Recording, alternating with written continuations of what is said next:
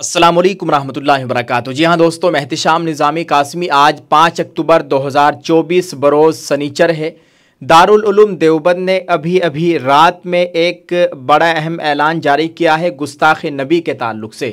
आप सबको मालूम है मलऊन शैतान गुस्ताख़ नबी यति नरसिंहानंद सरस्वती ने कितनी बड़ी गुस्ताखी की है हमारे नबी की शान में, और मुसलमानों में एक बहुत बड़ी बेचैनी है इस वक्त।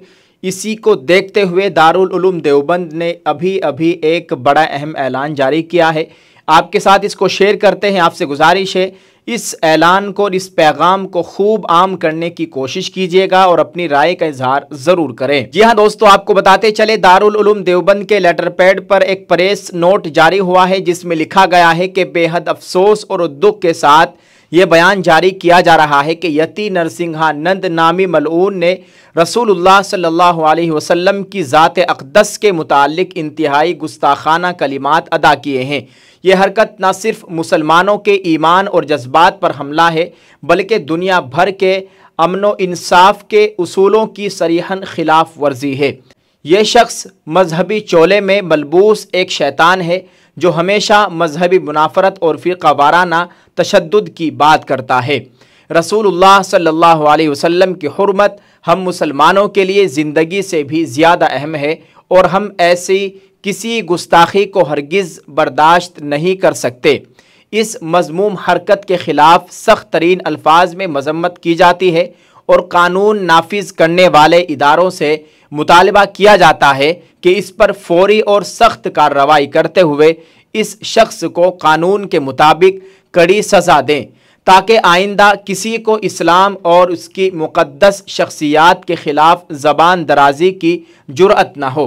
हम हुकूमत से पुरज़ोर अपील करते हैं कि इस मसले को संजीदगी से लिया जाए और ऐसे कानून नाफिज किए जाएँ जिसके तहत रसूलुल्लाह सल्लल्लाहु अलैहि वसल्लम या किसी भी मजहबी पेशवा की शान में गुस्ताखी करने वालों को इबरतनाक सज़ा दी जाए। ये न सिर्फ मुल्क में अमन व अमान के क़याम के लिए ज़रूरी है बल्कि ये लोगों के मजहबी जज्बात के एहतराम का तकाज़ा भी है। हम तमाम मुसलमान भाइयों से अपील करते हैं।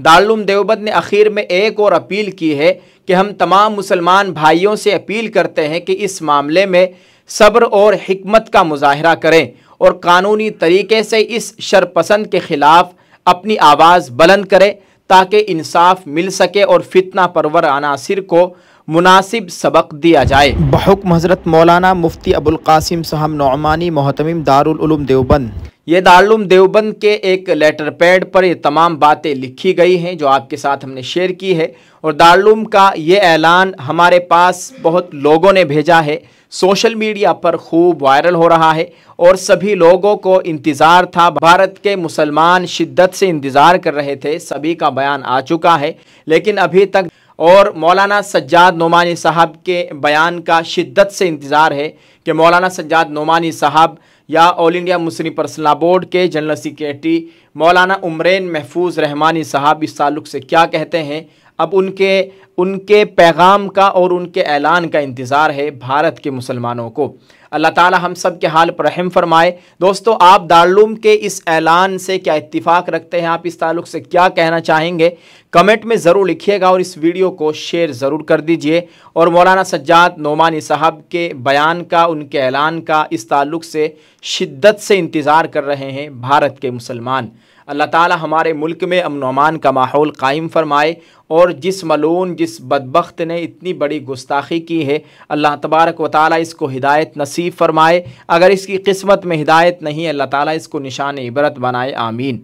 आप इस वीडियो को शेयर ज़रूर करते जाएँ और कमेंट में सल्लल्लाहु अलैहि वसल्लम ज़रूर लिखें। जज़ाकल्लाह। अस्सलामु अलैकुम व रहमतुल्लाहि व बरकातुहू।